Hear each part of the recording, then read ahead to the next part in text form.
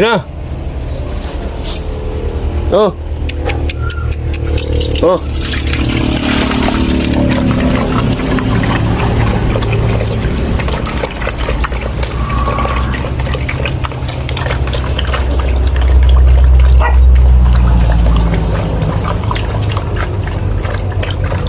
Gusto talaga nila kumain, no?